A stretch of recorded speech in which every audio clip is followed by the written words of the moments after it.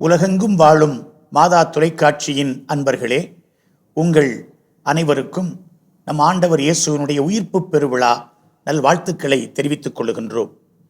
இன்று நாம் பாஸ்கா திருவிழிப்பை கொண்டாடுகின்றோம்.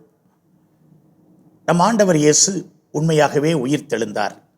இயேசு உயிர்த்தெழவில்லை என்றால் நாங்கள் பறைசாற்றும் இந்த நற்செய்தி, நாங்கள் கொண்டிருக்கும் இந்த நம்பிக்கை பொருளற்றது, பயனற்றது என்று சொல்லுவார் பவுலடியார். இயேசுனுடைய உயிர்ப்பினால்தான் கிறிஸ்தவம் இவ்வளவு வளர்ந்திருக்கிறது. வழிபாடுகளுக்கெல்லாம் தாய் வழிபாடாய் அமைந்திருக்கின்ற இந்த பாஸ்கா திருவிழிப்பு வழிபாடு மிகுந்த பொருளுள்ள ஒரு வழிபாடு.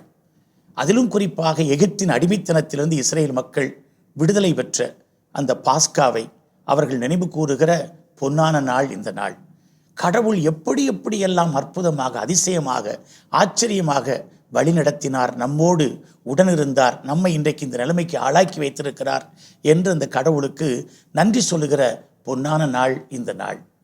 இந்த நாளில் இந்த பழைய பாஸ்காவை நாம் ஒப்பிட்டு பார்த்து நினைவு கூறுவது பயனுள்ளதாக இருக்கும். தந்தை அவர்களே, பழைய ஏற்பாட்டில் யூத மக்களுடைய நெஞ்சத்தில் பசுமையாய் நிறைந்து போன இந்த பாஸ்காவை பற்றி ஒரு சில கருத்துக்கள் சொல்லுங்கள்.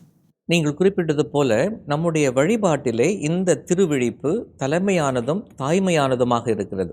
மதர் ஆஃப் ஆல் த விஜில்ஸ் என்று சொல்கிறோம். அதே போல பழைய ஏற்பாட்டிலே இஸ்ராயல் மக்களுடைய அவருடைய இறை அனுபவ கொண்டாட்டங்களிலே இந்த பாஸ்கா இரவுதான் முக்கியத்துவம் வாய்ந்ததாக, முகாமை உடையதாக இருந்தது. அதற்கு காரணம் அவர்கள் இருத்தல் நிலையே, அவர்கள் இப்போது இருக்கின்ற அந்த இயல்பு நிலையே இந்த நிகழ்வினால்தான் வந்தது, கிடைத்தது என்று அவர்கள் நம்புகின்றார்கள். எனவே தலைமுறையாக நீங்கள் குறிப்பிட்டது போல கொண்டாடுவார்கள். விளக்கை ஏற்றி வைத்து அதை சுற்றி அமர்ந்து பழைய ஏற்பாட்டு வாசகங்களை வாசித்து அவர்கள் கொண்டாடுகிறார்கள். இன்று நாம் ஏற்றி வைத்திருக்கின்ற விளக்கு இந்த பாஸ்கா திரி. அடுத்து வருகின்ற 7 வாரங்களும் எரிய போகின்ற இந்த பாஸ்கா திரி ஆண்டவருடைய காயங்களை தாங்கியதாக, இன்றும் இயேசு உயிரோடு இருக்கிறார் என்ற இன்றைய ஆண்டினுடைய குறிப்போடு நம் மத்தியில் இருக்க போகிறது. இந்த முதல் நாளிலே அதை சுற்றி நாம் அமர்ந்து வாசகங்களை ஒன்றன் பின் ஒன்றாக வாசிக்கின்றோம். 7 வாசகங்களை நமக்கு திரு அவை கொடுத்திருக்கின்றது. 2வது வாசகமாக இந்த விடுதலை பயணத்தின் பாஸ்கா நிகழ்வு வாசிக்கப்பட வேண்டும். அதிலிருந்தே தெரிகிறது, இந்த பாஸ்கா நிகழ்வு தான் அன்றைய பழைய ஏற்பாட்டின் பாஸ்கா கொண்டாட்டத்திற்கும் இன்றைய நம்முடைய பாஸ்கா விழாவுக்கும் காரணமாக அமைகின்றது. அந்த பாஸ்கா இரவிலே நடந்தது. கடவுள் 9 பெரும் துன்பங்கள் அனுப்பிய கடவுள் 10வது பெரும் துன்பமாக இஸ்ராயல் மக்கள் விடுதலை பெறுவதற்காக, பார்வோனுடைய மனதை உருக்குவதற்காக எகிப்தில் இருந்த எல்லா மனிதர்கள், விலங்குகள், அவற்றின் தலைச்சன் பிள்ளையை சாகடிக்கின்றார். அந்த நிகழ்வை குறிப்பிடும் பொழுது அவர் சொல்லுகிறார், இது ஆண்டவரின் பாஸ்கா. விடுதலை பயணம் 12ஆம் அதிகாரம் 12ஆம் வசனத்திற்கு வரும்பொழுது, ஏனெனில் நான் இன்றிரவிலேயே எகிப்து நாடெங்கும் கடந்து செல்ல போகின்றேன். பாஸ்கா என்றாலே கடந்து செல்லுதல். எனவே 2 விதமான கடத்தலை நாம் இங்கு சந்திக்கின்றோம். ஒன்று, கடவுள் தாமே கடந்து செல்லும் பொழுது எந்தெந்த வீடுகளிலே செம்மறியின் ரத்தம் பூசப்பட்டு இருக்கிறதோ அந்த வீடுகளை கடந்து சென்று தண்டனையை குவிக்கின்றார். இன்னொன்று, இஸ்ராயல் மக்கள் கால் நனையாமல் செங்கடலை கடக்கப் போகிறார்கள். இதனுடைய விளைவாக இந்த 2 கடத்தல்களை உள்வாங்கியது தான் பாஸ்கா.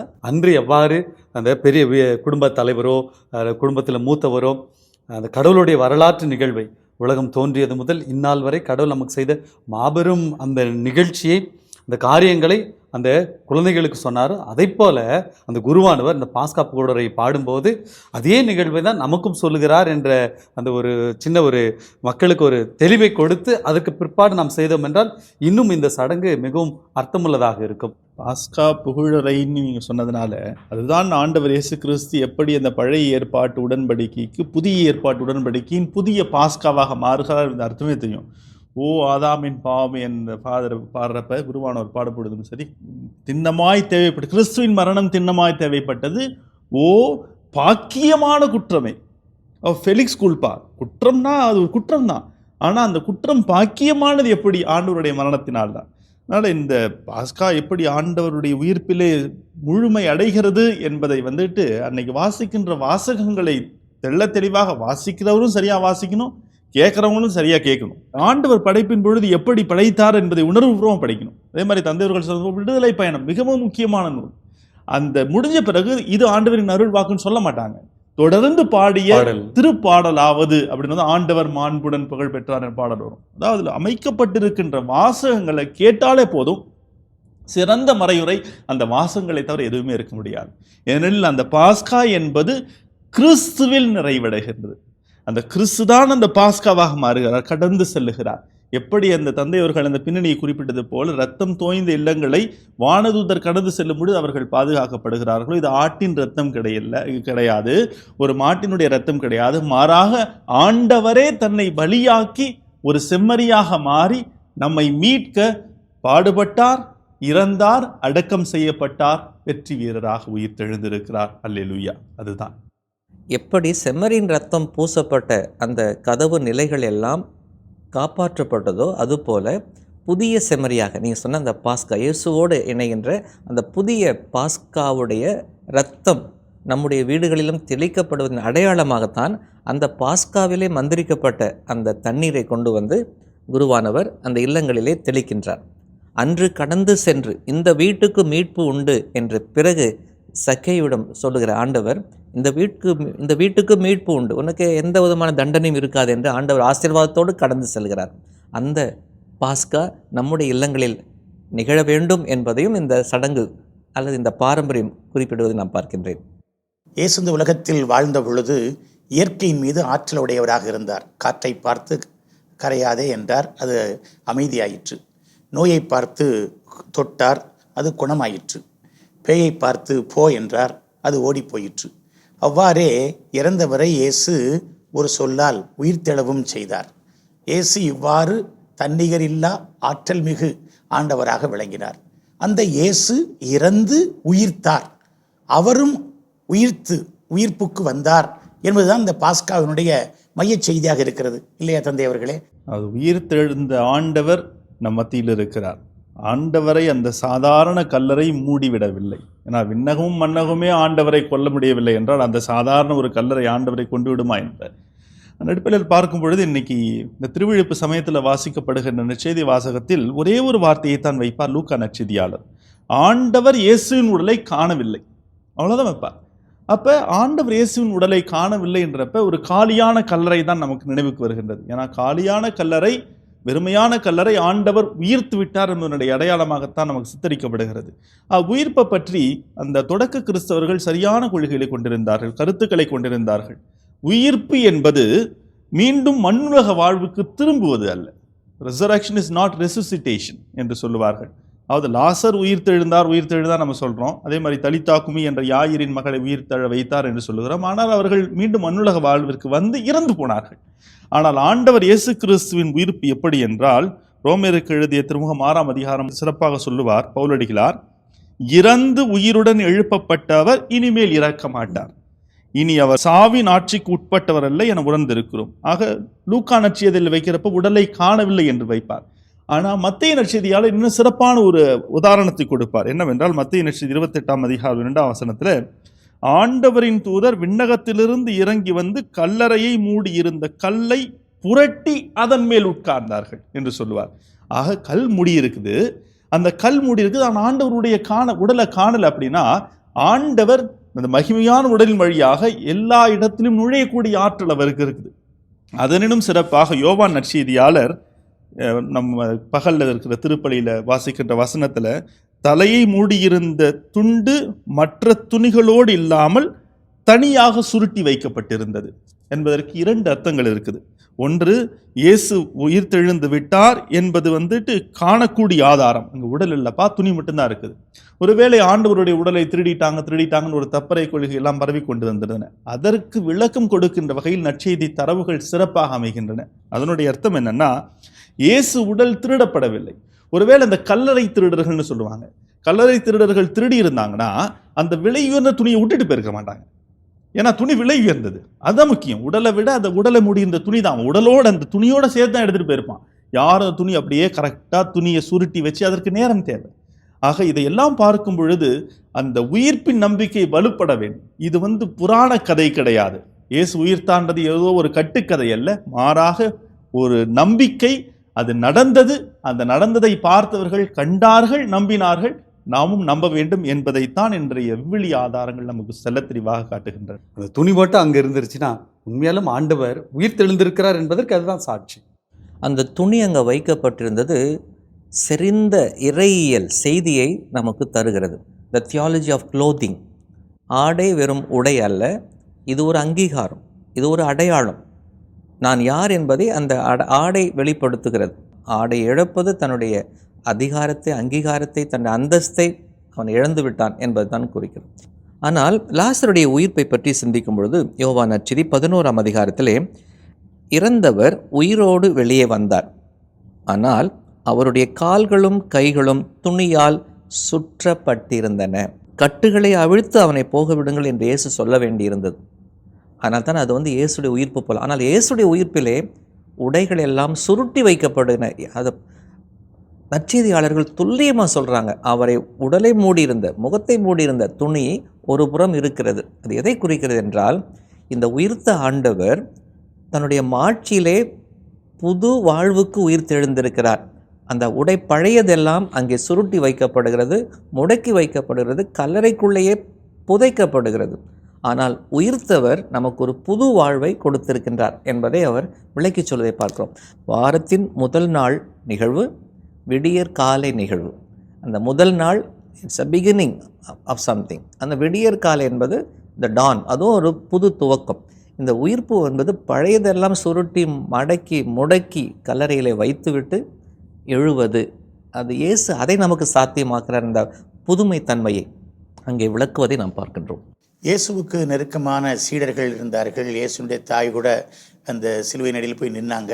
ஆனால் இவங்களெல்லாம் விட்டுட்டு ஆண்டவர் மரிய மக்தலனா அப்படிங்கிற இன்னொரு கதாபாத்திரத்திற்கு இந்த உயிர்ப்பை அவர் தெரிவிப்பதாக நாம் நள்ளிரவு திருப்பலி வாசகத்திலும் காலை வாசகத்திலுமே நாம் பார்க்கிறோம். லூக்காவும் அதைத்தான் சொல்லுகிறார், யோவான் நற்செய்தியாலும் அதைத்தான் சொல்லுகிறார். அங்கே கூட நம்ம பார்க்குறோம், ஒரு தோட்டக்காரனை போல தோற்றமளித்தவரை போய் பார்த்து, என் ஆண்டவரை காணவில்லை, நீங்கள் எங்கேயா கொண்டு வச்சிங்களான்னு சொல்லி அவர் கேட்குறா. ஏம்மா எனக்கு தெரியலம்மா அப்படின்னு அவர் சொல்கிறதுக்கு பதிலாக பேரை சொல்கிறாரு. அப்பொழுதும் அவளுக்கு புரியலை. பிறகு ராபுனின்னு அவள் கண்டுபிடிக்கிறா. என்னை தொடாதே அப்படின்னு ஆண்டவர் சொல்லியிருந்த நிகழ்ச்சி இன்றைக்கு நான் நற்செய்தியாக பெற்றிருக்கிறோம். தந்தை அவர்களே, ஏன் இந்த ஒரு சிறப்பு முன் தெரிதல்? மரிய மக்தலேனா மற்ற நிகழ்ச்சிகள் அதிகம் வராமல் உயிர்ப்பு நிகழ்ச்சியில் மட்டும் வருகிறாரே, ஏன் இந்த பெண்ணுக்கு அந்த ஒரு சிறப்பான ஒரு வெளிப்பாடு? வழக்கமாக பெண்களுடைய சாட்சியம் அவ்வளவா எடுபடாது. அதை வைத்திருப்பது என்பது திருத்தூதர்களுடைய சிறப்பம்சம். ஏன்னா அந்த காலத்தில் பெண்கள் ஒரு பொருளாகத்தான் கருதப்பட்டார். இதே போல் மரிய மதலேனால் வேலை இந்த 7 பேய்கள் நீங்கப்பெற்ற பெண்ணாக இருக்கலாம். யார் என்பதே நமக்கு ஒரு சில தரவுகள் வழியாகத்தான் நமக்கு தெரியும். ஒருவேளை விபச்சாரத்தில் பிடிபட்ட பெண்ணாக இருக்கலாம் என்று கூட ஒரு சிலர் சொல்லுவார்கள். ஆனால் எது எப்படியோ பாவத்திலிருந்து ஆண்டவரால் வெளியே வந்த பெண். அந்த பெண்ணிற்கு ஆண்டவர் மீது எவ்வளவு அன்பு வைத்திருந்தார் என்றால், விடியற்காலையில் இருள் நீங்கும் முன்பதாகவே மரிய மகதலேனாள் அங்கே செல்லுகிறார் என்பது ஆண்டவரை போய் பார்க்கணும். ஐயோ, அந்த ஒரு சில நேரங்களில் யாராவது நமக்கு நெருக்கமானவர்கள் இறந்து விட்டார்கள், அந்த பிரிவு நம்மளுடைய உடலையும் உள்ளத்தையும் வருத்தும். அதே போல் ஆண்டவரை பிரிந்த பின்பு மரிய மகதலேனால இருக்க முடியல. ஆண்டவரை பார்க்கணும் என்ற ஆர்வம், அந்த தேடி போகணும் என்ற ஒரு ஆர்வம். அதனால தான் காலையிலேயே எந்திரிச்சு போய் ஆண்டவரை பார்க்க போகிறாங்க. மற்றவங்க வராங்களோ இல்லையோ, நான் ஆண்டவரை பார்க்க போகணும். அதான் யோவான் நற்செய்தியாளர் சொல்லுவார், எழுந்து போய் ஆண்டவரை பார்க்கணும் என்ற ஆர்வம். அதன் பிறகு ஆண்டவரை கண்டு கொண்டு நடக்கின்ற நிகழ்ச்சிகள் பின்வரும் நாட்கள் நம்ம படிப்போம். ஆக ஆண்டவர் மீது இருந்த அன்பு, ஆண்டவர் மரிய மகதலேனாளிடம் வைத்திருந்த அன்பு நம்ம மிகச்சிறந்த ஒரு அருமையான ஒரு அம்சம். அதனால தான் ஆண்டவரை பார்த்த பிறகு அந்த ராபூனி என்ற வார்த்தை அதை விவரிக்க இயலாது. அப்படி அருமையான ஒரு நிகழ்விலும் அதுவும் இந்த பெண் தான் முதலில் ஆண்டவரை பார்ப்பதாக யோவான் நற்செய்தியாளர் வைப்பார். மற்றவர்கள் கண்டார்கள், நம்பினார்கள். ஏன்னா இவங்க சீடர்கிட்ட போய் சொன்னவன்னு இன்னைக்கு வசிக்கப்பட்ட வாசகம் என்றால் கண்டார்கள், நம்பினார்கள், அவ்வளவுதான் இதில் வரும். ஆனால் இது முடிந்த பிறகு மரிய மதலேனாள் அங்கேயே இருந்துருவாங்க. அதான் அதற்கு பிறகு வருகின்ற வாசனங்கள் எல்லாம். ஆக மரிய மதலேனாள் ஆண்டவரிடமிருந்து அந்த உயிர்த்த ஆண்டவர் மீது இருந்த ஒரு பெரிய பற்று என்பது நமக்கெல்லாம் ஒரு பெரிய ஒரு பாடமாக நான் பார்க்கிறேன். அந்த புதிய விடியல், வாரத்தின் முதல் நாள், அந்த கருக்களிலேயே அந்த சமயத்தில் அப்படி என் வாழ்வு இருட்டில் இருக்கிறது, இயேசுனுடைய உயிர்ப்பு எனக்கு ஒரு புது வாழ்வை தர வேண்டும். நான் தேடும் ஆண்டவர் உயிர்த்த ஆண்டவராக இருக்க வேண்டும், மகதல மரியாவை போல. அப்படி என்றால் என் வாழ்வும் மாறும் அப்படின்றதுக்கு இந்த மகதல மரியா ஒரு பெரிய எடுத்துக்காட்டாக இருக்கிறாங்க. இந்த மகதலா நகர் மரியாவை பற்றி சொல்லும் பொழுது தேடுவதையும் அவர் எங்கே இருக்கிறார் என்று வினவுவதையும் நாம் அங்கே பார்க்கிறோம். அந்த பாணியிலே ஒரு பக்தி மார்க்கமாக, ஒரு பக்தி முயற்சியாக, உணர்வு பூர்வமான ஒரு தேடலாகவும் இதை பார்க்கலாம். ஆனால் இன்று திரு அவைக்கும் இயேசுவுக்கும் இறையாட்சிக்கும் தேவைப்படுவது இந்த பக்தி மான்கள் மட்டுமல்ல, சீடர்கள் வேண்டும். எனவே தான் இயேசு மகதலா நகர் மரியாவிடம் ஒரு கேள்வி கேட்கிறார். நீங்கள் என்ன தேடுகிறீர்கள்? யாரை தேடுகிறீர்கள்? இதே கேள்வியைத்தான் யோவான் நற்செய்தி 1:38 பார்க்கின்றோம். அந்த முதல் சீடர்களை பார்த்து அவர் கேட்கின்றார், என்ன தேடுகிறீர்கள்? அப்போ முதல் சீடர்களை அழைத்த இயேசு இங்கு ஒரு சீடத்தியை அழைக்கின்றார். ஸோ இந்த மரியா வெறுமனே ஒரு உணர்வுபூர்வமாக தேடுகிற ஒரு பெண்ணாக இல்லாமல் ஒரு சீடத்த பெண்ணாக ஆண்டவர் உயர்த்துகின்றார். அதனால்தான் திரு அவையிலே இன்று அவரை அப்போஸ்தலோரும் அப்போஸ்தோலா என்று சொல்கிறோம். திருத்தூதர்களின் திருத்தூதர் இவர் என்று. பெண்கள் ஏன் அங்கே நிறுத்தப்படுகிறார்கள் என்றால், இந்த பெண்கள் தான் இயேசு சிலுவையில் உயிர் விடுவதையும் கல்லறையில் அடக்கம் செய்யப்பட்டதையும் பார்த்தவர்கள். இதே பெண்கள் தான் அதே கல்லறை காலியாக இருப்பதையும் ஆண்டவர் அங்கு இல்லை என்பதையும் சான்றாக பகர்கிறார்கள். அப்போ ஒரே சாட்சி ரெண்டும். அப்போ இயேசு இறந்தது எந்த அளவுக்கு உண்மையோ, இயேசு அடக்கம் செய்யப்பட்டது எவ்வளோ உறுதியானதோ, அதே போல இயேசு உயிர்த்தெழுந்ததும் உண்மை என்பதற்கு அதே சாட்சிகள் சொல்லும் பொழுது உரம் சேர்ப்பதாக அமைகிறது. பேதுருவும் யோவானும் புறப்பட்டு அந்த வெறுமையாக இருக்கிற கல்லறையை பார்க்க போவாங்க. அவ்வாறு கல்லறையை பார்க்க போகிற பொழுது யோவான் முதல்ல ஓடியாந்துருவார். ஆனால் அங்கே ஒரு டேர்னிங் பாயிண்ட், ஒரு குறிப்பு வச்சிருப்பார் யோவான் நற்செய்தியாளர். அவர் உள்ளே போகவில்லை, பேதுரு வரும் வரை அவர் காத்திருந்தார். பிறகு பேதுரு தான் முதல்ல உள்ளே போகிறார். பிறகுதான் யோவான் அதை பார்க்கிறார். தந்தை அவர்களே, அது என்ன சிறப்பான செய்தி அது நமக்கு தருகிறது. இப்பதான் யோவான்னு சொல்றோம், ஆனா அது சொல்லியிருக்கிற வார்த்தை அன்பு சீடர். அன்பு சீடர் அது ஒன்றுதான் வருது. ஏன்னா நம்ம யோவானாக அவரை சித்தரிக்கிறோம். யோவானாகவும் இருக்கலாம் அல்லது வேறொரு சீடராகவும் இருக்கலாம். ஒன்று என்னன்னா, அது தலைமை பண்பு, அதுதான் முக்கியம். ஏன்னா என்னதான் செஞ்சாலும் பேதுருவிடம் ஆண்டவர் ஒப்படைத்த அந்த ஒரு அருமையான செயல், நாம் பேதுருவை பின்பற்ற வேண்டும் என்பதனுடைய தலைமை பண்பு. இன்னொன்று யோவான் நற்செய்தியில சிறப்பு என்னவென்றால், ஏற்கனவே சொன்னது போல அன்பு சீடர் என்றுதான் இருக்கும் கடைசியில் வரும் வரை. ஒருவேளை யோவான் நற்செய்தி நமக்கு ஒருவேளை படிக்கின்ற நமக்கு உணர்த்துகிறதோ என்னவோ தெரியவில்லை. அதை படிக்கும் பொழுது நான் அன்பு சீடராக அங்கே மாறுகிறேன். அப்ப எனக்கும் அந்த திரு அவைக்கு கீழ்ப்படுகின்ற ஒரு பண்பினை இங்கே யோவான் நற்செய்தியாளர் கற்றுக் கொடுக்கிறார். அந்த திரு அவை மீது இருக்கின்ற ஒரு கீழ்ப்படிதல் பண்பு, இது எல்லாம் இந்த வாசகங்கள் நாம் பார்க்கலாம். அப்போ இன்னொன்று என்ன பார்க்குறேன்னாக்கா, இந்த லூக்கா நற்செய்தி இன்றைக்கு நம்ம வாசகத்தில் நம்ம படிக்கும் பொழுது அவர் என்ன சொல்கிறாங்கனாக்கா, அவர் இங்கே இல்லை. அப்பெண்களை பார்த்து சொல்கிறாங்க, அங்கே இருக்கிற அந்த வானதூதர், உயிரோடு இருப்பவரை கல்லறையில் தேடுவதேன். இது ஒரு பெரிய சவாலை நான் பார்க்குறேன். இன்றைக்கு நமக்கெல்லாம் இந்த பாஸ்காவை கொண்டாடுகிற நமக்கு, ஆண்டவர் இயேசு உயிர்த்து விட்டார் என்று இந்த உலகத்துக்கு நான் சொல்லணும்னாக்கா எங்கே சொல்லணும்? கல்லறையை காட்டி நான் சொல்ல வேண்டியதில்லை. நீங்கள் சொன்ன மாதிரி அந்த வெறுமையான கல்லறை இயேசுடைய உயிர்ப்புக்கு அத்தாட்சியாக இருக்க வேண்டும் என்ற அவசியம் இல்லை. உயிரோடு இருப்பவர்கள் தான் உயிரோடு இருப்பவருக்கு சாட்சிகளாக இருக்க வேண்டும். அதனால தான் திரு அவை என்ன பண்ணுது, இந்த பாஸ்கா விழாவோடு, அது இரவு திருப்பலி, நள்ளிரவு திருப்பலி மட்டுமல்ல, காலை திருப்பலியிலும் நம்முடைய திருமுழுக்கை இணைத்து கொண்டாடுகிறது. அழகு. பாஸ்கா விழாவோடு பிரிக்க முடியாத ஒரு கொண்டாட்டம் திருமுழுக்கு கொண்டாட்டம். நள்ளிரவு திருப்பலியில் 2ஆம் வாசகம் ரோமையருக்கு எழுதிய திருமுகம் 6ஆம் அதிகாரம் 3 முதல் உள்ள வசனங்களை நமக்கு வாசித்து தருகிறது. அதில் இந்த திருமுழுக்கு ஒப்பிட்டு நமக்கு அது ஒரு செய்தியாக, உயிர்ப்பு நமக்கு ஒரு செய்தியாக, படிப்பினையாக அமைகிறது இல்லையா? அதனால தான் இந்த திருமுழுக்கு என்பது சொல்லும் பொழுதே இந்த முழுக்கி எழுந்தல். அந்த முழுக்கும் போது என்னன்னாக்கா, நான் திணறேன், மூச்சு விடாமல் கையை காலை உதறேன். அதுதான் இறப்பது, சாவு என்று சொல்கிறோம். பாவத்திற்கு பழையதுக்கு நான் சாவது, திணறுவது, இறப்பது, உயிர்த்து எழுந்திருக்க பாருங்கள், அதுதான் புது வாழ்வு. எனவே இயேசுடைய இறப்பு உயிர்ப்பு நிகழ்வது என்னுடைய திருமுழுக்கை நிகழ்வை அந்த திருமுழுக்கு கொண்டாட்டத்தில் மட்டுமல்ல, அதுதான் என்னுடைய கிறிஸ்துவ வாழ்வாக மாறுகிறது. திருமுழுக்கை தொடர்ந்து வாழ்வது தான் என்னுடைய கிறிஸ்துவ வாழ்வாக. இறந்து உயிர்த்தல், பழையதுக்கு பாவத்திற்கு இறப்பதும், புதியதற்கு புது வாழ்வுக்கு உயிர்ப்புக்கு உயிர்த்தெழுதலும், அதுதான் இந்த புதிய ஏற்பாட்டிலிருந்து கொடுக்கப்படுகின்ற வாசகத்தில் ஒரு அருமையான வசனத்தை சொல்லுவார். 6ஆம் அதிகாரம் 7ஆம் வசனத்தில், ஏனெனில் இறந்தோர் பாவத்தினின்று விடுதலை பெற்றுவிட்டனர் அன்றோ. அந்த வார்த்தைக்கு என்ன அர்த்தம்னா 2 அர்த்தம் கொள்ளலாம்.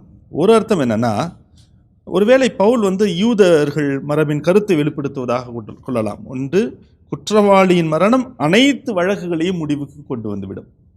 அவன் இறந்துட்டான் அப்படின்னா அவனுடைய தப்பு இனிமேல் என்ன அவனுக்கு தண்டனை கொடுத்து என்ன பிரயோஜனம், இந்த மாதிரியான ஒரு கருத்து கூட எடுத்துக்கலாம். இன்னொரு கருத்து என்னவென்றால், இறந்தவர் பாவம் செய்ய தூண்டுகின்ற உடலை இழந்து விடுகிறார்கள்.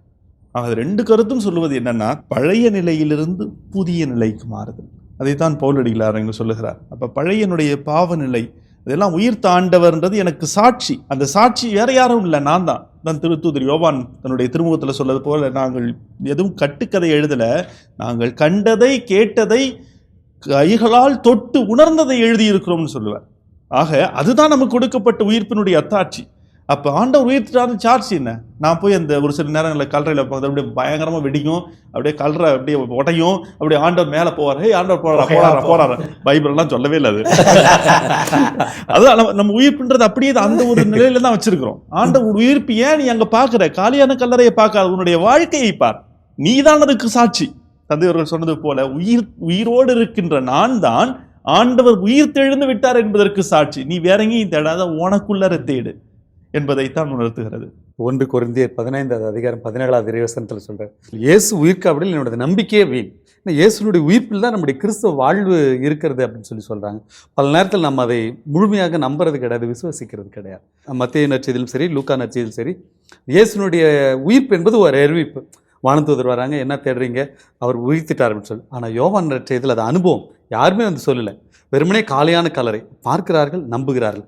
பவுலடியார் மீண்டும் நம்முடைய பகல் திருப்பலி வாசகத்திலே கொலோசியர் 3:1 அவர் சொல்லுவார், நீங்கள் கிறிஸ்துவோடு உயிர் பெற்று எழுந்தவர்களானால் மேலுலகு சார்ந்தவற்றை நாடுங்கள், அங்கு கிறிஸ்து கடவுளின் வலப்பக்கத்தில் அமர்ந்திருக்கின்றார்.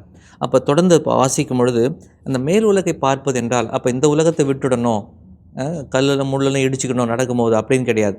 ஆனால் மேல் உலகை சார்ந்தவர் அந்த உயிர்ப்பை நீங்கள் முன்வைத்து உயிர்ப்பு வாழ்வை விழைபவர்களாக விரும்புபவர்களாக நீங்கள் வாழ வேண்டும் இந்த உலகத்திலே. அதை மிக அழகாக அப்போ என்ன சொல்ற, பழைய இயல்பு அங்கே தான் கொண்டு வருவார். பழைய இயல்பை நாம் களைந்து விட வேண்டும், புதிய இயல்பை. அப்போ அந்த ஆடை நம்ம ஏற்கனவே சொன்னோம், இயேசு பழைய ஆடையை களைந்து விட்டார். ஏனென்றால் பழைய இயல்பை, பாவத்துக்குரிய இயல்பை களைந்து விட்டு நம்முடைய புது வாழ்வுக்கு, புது இயல்புக்கு அழைக்கின்றார். அந்த தெளிவாக அந்த மிக அருமையான இந்த பகுதியை நாம் வாசிக்கணும், கொலோசியர் பகுதி. அந்த நாடுங்கள் என்ற வார்த்தை கிரேக்க வார்த்தையில் இது ஒரு தொடர் செயல், கண்டினியூஸ் டென்ஸ் என்று சொல்லுவார்கள். நாடுங்கள் இல்லை, நாடிக்கொண்டே இருங்கள், தேடுங்கள் இல்லை, தேடிக்கொண்டே இருங்கள். இது என்னுடைய லைஃப் டைம் சர்ச். அதான் திருத்தந்தை பிரான்சிஸ் ஒரு முறை இந்த உயிர்த்த ஆண்டவருடைய பாஸ்கா திருவிழிப்பு திருப்பலியில் சொல்லும்பொழுது சொல்லுவார், ஆண்டவருடைய உயிர்ப்பின் ஞாயிறு எதை உணர்த்துகிறது என்றால், சாவிலிருந்து என்னை வாழ்வுக்கு அழைத்து செல்லுகிறது, வெறுப்பிலிருந்து அன்பிற்கு அழைத்து செல்லுகிறது, பழி வாங்குதலிலிருந்து மன்னிப்பிற்கு அழைத்து செல்லுகிறது, போரிலிருந்து அமைதிக்கு அழைத்து செல்லுகிறது. அதான் இன்னைக்கு பவுலடிகளார் சிறப்பான கருத்தாக வைக்கிறார். இதே இந்த கொலோசியருக்கு எழுதிய அந்த திருமுகத்திலே பவுலடிகளார் அழகாக சொல்லுகிறார், நாம் அவரோடு இறந்தால் அவரோடு உயிர்ப்போம், அவரோடு உயிர்த்தால் அவருடைய மாட்சியில் எனக்கும் பங்கு இருக்கிறது. இறந்ததோடு என் வாழ்வு முடியல, உயிர்ப்பு மகிழ்ச்சியோடு என் வாழ்வு முடிஞ்சிடல, அவருடைய மாட்சியில் எனக்கும் பங்கு இருக்கிறது, நானும் அந்த மாட்சிக்கு பங்குக்கு உரியவனாக மாறுகிறேன் அப்படின்னு அவ்வளோ பெரிய ஒரு ஆசீர்வாதத்தை நமக்கு ஆண்டவர் கொடுக்கிறார். அந்த பெண்கள் கல்லறைக்கு போகும்போது எதற்காக போயிருப்பார்கள் என்று ஆராய்ச்சி செய்யும்போது, ஒருவேளை இயேசுவை அவசரமாக அடக்கம் செய்தார்கள். ஏனென்றால் மாலை பொழுது வந்துவிட்டது, ஓய்வு நாள் தொடங்க போகிறது, பாஸ்கா விழாவுக்கு ஆயத்தமாக வேண்டும், சிலுவையிலே சவங்கள் தொங்கக்கூடாது என்றெல்லாம் அந்த கட்டாயங்கள், நிர்பந்தங்கள். எனவே அவசரமாக நம்ம அடக்கம் பண்ணிட்டோம். எனவே இயேசுடைய உடலை மீண்டும் நமக்கு வாய்ப்பு கிடைச்சா அதுக்கு பூச வேண்டிய அந்த தைலங்கள்லாம் பூசி நல்லபடியாக அதை அடக்கம் செய்யலான்னு அவங்க வராங்க.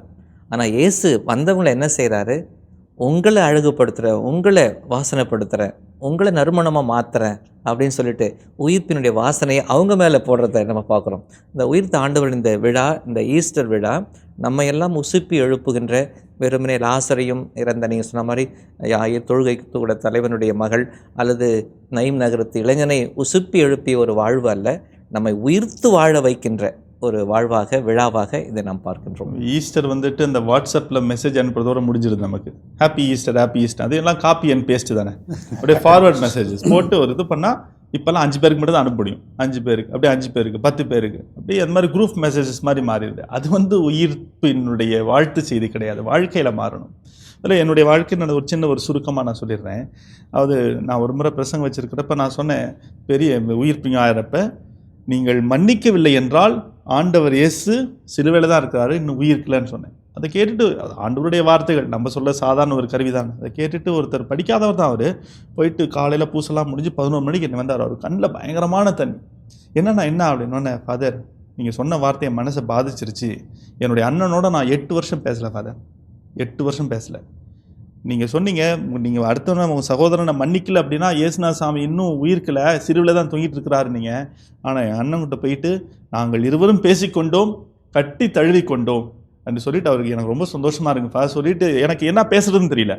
அதுமாதிரி முடிச்சுட்டு அவர் திரும்பி போகிறப்ப கண்ணில் தண்ணி தொடச்சிட்டு என்னை பார்த்து சொன்னார், ஃபாதர் இயேசு என்னை பொறுத்தவரை சிலுவையில் இல்லை, உயிர்த்து விட்டார், அல்லேலூயா என்று சொன்னார். அவ்வளோதான். அதை விட சிறந்த ஒரு உயிர்ப்பு ஞாயிறு எனக்கு இன்னும் கிடைக்கல. புனித அகுஸ்தினார் தான் சொல்ல, நீங்கள் சொன்ன அதே கருத்தை சொல்கிறாரு. நாம் எல்லோரும் உயிர்ப்பின் மக்கள், அல்லேலுயா நம்முடைய கீதம் என்று சொல்கிறார். இந்த இரவு நேரத்திலிருந்து நாம் அல்லேலுயாவை உச்சகட்டத்தில் உச்சஸ்தாயிலே நாம் பாட போகிறோம். தவத்தின் காலமாக அதை ஒடுக்கி வைத்திருந்தோம், அடக்கி வைத்திருந்தோம், பாடாமல் இருந்தோம். இப்போ மகிழ்ச்சியாக பாட போகிறோம், ஆண்டவரை போற்றுதல் என்று. ஏன்னாக்கா ஆண்டவர் வெற்றி வீரராக வந்து என்னை அந்த வெற்றியிலே, அந்த உயிர்ப்பிலே பங்கேற்க வைக்கிறார். அதனால் இன்றைக்கு அல்லேலுயா கீதம் உச்சமாக மகிழ்ச்சியாக உச்சரிக்கப்படுகிறது இந்த பாஸ்கா காலத்திலே, அதை பார்க்கின்றோம். லூக்கா நற்செய்தி இன்றைக்கு நள்ளிரவு திருப்பலியில் கடைசி வாசனம் இப்படித்தான் முடிகிறது. பேதுரு நிகழ்ந்ததை குறித்து தமக்குள் வியப்புற்றவராய் திரும்பி சென்றார். அவர் திரும்பி போகிற பொழுது அவர் ஒரு வியப்பு, ஒரு ஆச்சரியம், இந்த புதிய மனிதனுக்குரிய தன்மை இது. நீங்களும் அந்த ஒரு பிரசங்கத்தில் அந்த மனிதன் புதிய மனிதனாய் மாறினான், உங்களுக்கும் அந்த வியப்பு, இவ்வளவு பெரிய தாக்கத்தை இந்த இறைவார்த்தை ஏற்படுத்துமா என்று சொல்லி இந்த உயிர்ப்பு பெருவிழா அப்படிப்பட்ட ஒரு பெரிய தாக்கத்தை ஒவ்வொரு கிறிஸ்தவருடைய வாழ்க்கையிலும் ஏற்படுத்த வேண்டும் என்பதுதான் நம்முடைய விருப்பம், நம்முடைய ஆசை, அதுதான் நம்முடைய இறைவேண்டலுமாக அமைகிறது. ஆண்டவர் இயேசுக்கு இன்னொரு ஆசையும் இருப்பதையும் பார்க்குறோம். உயிர்த்த பிற்பாடு தம்முடைய சீடர்களை இந்த அதிகார மையம் இந்த எருசலேமில் மட்டும் இருக்காதீங்க, விளிம்புக்கு வாங்க, கலிலேயாவுக்கு போங்கள், அங்கே நான் உங்களை வந்து சந்திக்கின்றேன். அந்த இடத்தையும் கொடுக்குறார், முகவரி கொடுக்குறார், எங்கே போய் சந்திக்க போகிறேன். அது ஒரு பெரிய காரியம்.